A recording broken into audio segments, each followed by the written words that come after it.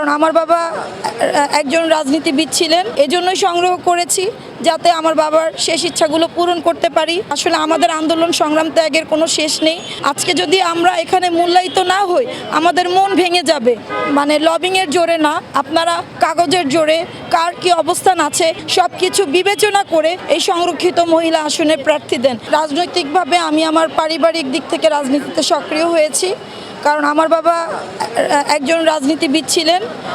উনি বাগেরহাট জেলা বিএনপির প্রতিষ্ঠাতা সাধারণ সম্পাদক ছিলেন, মুক্তিযুদ্ধের সময় ৯ নং সেক্টরের সেকেন্ড ইন কমান্ডার ছিল, মুক্তিযুদ্ধ কেন্দ্রীয় কমান্ড কাউন্সিলের সাবেক যুগ্ম মহাসচিব ছিল, নির্বাহী কমিটির প্রতিষ্ঠাতা সদস্য ছিলেন, ভাসানী ন্যাপ করেছেন, ছাত্র ইউনিয়ন করেছেন এবং সর্বশেষ উনি বাগেরহাট ৪ আসন থেকে 3বার সংসদ নির্বাচন করেছে।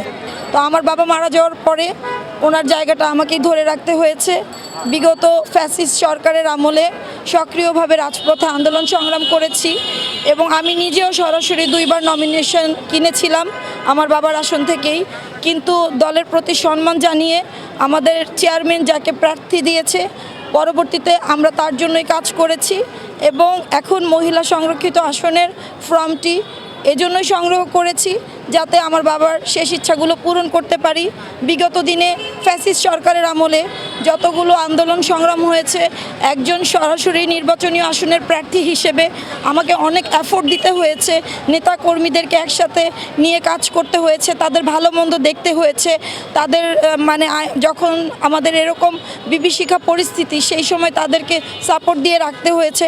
সব কিছু মিলিয়ে আপনারা জানেন যে একজন সরাসরি প্রার্থীর কত বড় দায়িত্ব থাকে।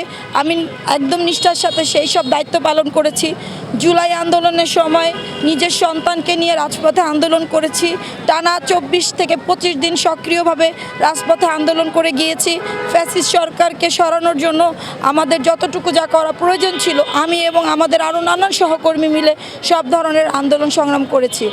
ম্যাডামের সঙ্গে যখন আমি রায় হয় তখন আমি ম্যাডামের গাড়িবহর থেকে আমি ওই দিন অ্যারেস্ট হই, 6 মাস পরে আমি বের হই। যখন আমি 3 মাসের অন্তঃসত্ত্বা ছিলাম আমার জামিন কেটে দেয়, তখন আমি 10 দিন কারাবরণ করে জামিনে বের হই। আসলে আমাদের আন্দোলন সংগ্রাম ত্যাগের কোনো শেষ নেই।